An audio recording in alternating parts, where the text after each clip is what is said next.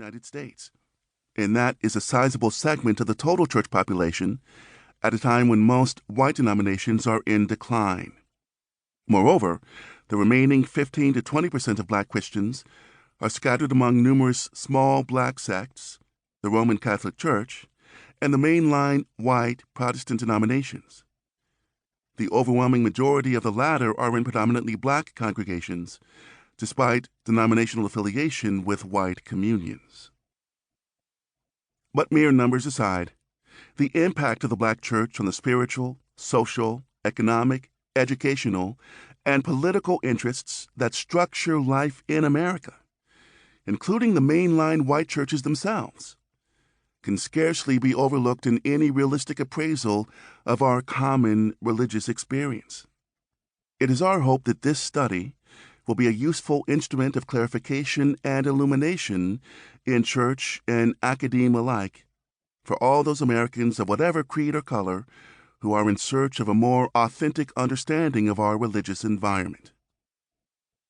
However, because there has been such a dearth of serious research on black churches up to very recent times, the black church has often experienced difficulty in conceptualizing or knowing itself except as an amorphous, lusterless detail on some larger canvas devoted to other interests. In consequence, the black church has often found itself repeating history it had already experienced and relearning lessons it had long since forgotten. Perhaps this offering will help the black church establish with finality its true identity, whatever that may be, so that it can get on with the business of history with appropriate self-confidence and direction. That is certainly a principal motivation for this undertaking. There are probably few studies of such limited scope which have embraced the contributions, direct and vicarious, of so many scholars, researchers, and clerical professionals. We can list but some of them here, but our gratitude to all those who helped in this endeavor, whether or not their names appear here, is real, heartfelt, and complete. Our very first vote of thanks must be reserved for the hundreds of black pastors who received us in their churches, opened their hearts and their records to us, and gave generously of their time, their wisdom, and their experiences to lend viability and authenticity to our efforts to profile the black church, their church. Without their help, this book could never have come into existence and could scarcely have been justified in conception. We next pay tribute to the teams of seminarians, graduate students, clerical trainees, and others who blanketed the field from New York City to Los Angeles, and from Detroit to the rural counties of Florida and Mississippi, to interview church personnel and to carefully record the data of their response.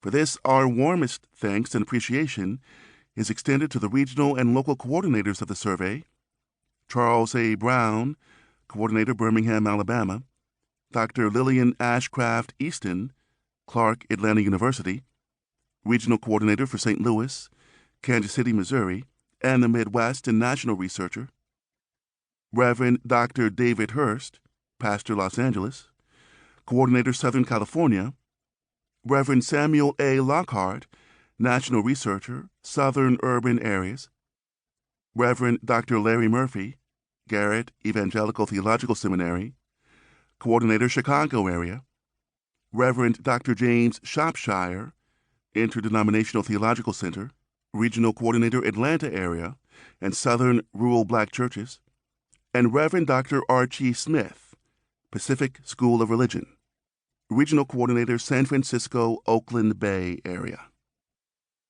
Field workers under the direction of the coordinators included Marlene Bailey, M. Kathy Brown, Rose Brown, John A. Cade, David E. Cann, Vernon Caraway, Dr. J. King Chandler III, Tim Cyrus, Warren L. Dennis, Kofi Dumfor, Earl Dunstan, Arnett Edelman, Cynthia Faison, D. A. Gaines, Arlene Hambrick, Wilma Joyce Irvin Grooms, Richard Johnson, Jr., Evans Coton-Nicoy, Michelle Lanchester, Bernard Mayhew, Jr., Sabrina Miles, Ralph J. Miller, Nathaniel Milton, Otis I. Mitchell,